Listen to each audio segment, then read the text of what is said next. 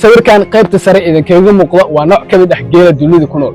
geelan inta badan waxa laga helaa bartamaha qaaradda Aasiya, yacni si gaar ah waxa laga helaa dalalka kale ah Mongolia, Sahara, dalka Shiinaha, Uzbekistan iyo waliba Kazakhstan. afartaas wadan oo aan ku tiriyay ayaa geelan inta badan laga helaa.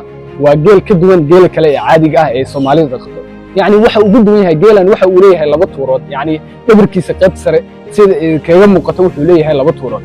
yacni tuurtan aad u jeedaan wuxuu ku keydsadaa dufin aad u fara badan si uu tamar ahaan ugu adeegsado xilliyada ay jirto cunto yarida baahsan. yacni geelkan wuxuu ku noolaan karaa cimilada aadka u qabow.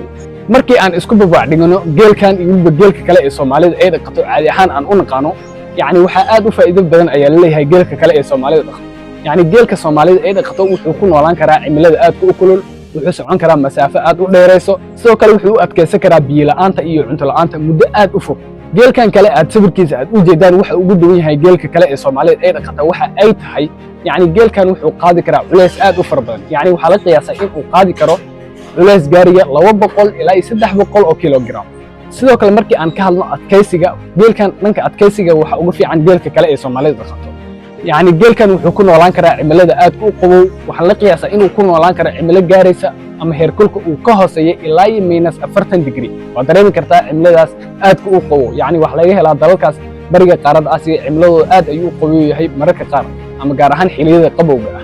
sidoo kale markii aan ka hadlno wax soo saarka xagga caanaha, geelkan wuxuu soo saaraa xaddi caano oo aad u kooban. kan kale ee Soomaalida dhaqatan wuxuu soo saaraa caano aad u fara badan. waana laba xaybaan oo hal magac wata oo geel isku dhaha balse aad u kala duwan. maxay kula tahay aragtida qaybta commentiga lagu leeyahay? muuqaalkan la gareey beedkana soo follow gareeya si aad u heshaan xog xiiso badan oo dunida ku saabsan. aad iyo aad ay u mahadsantihiin.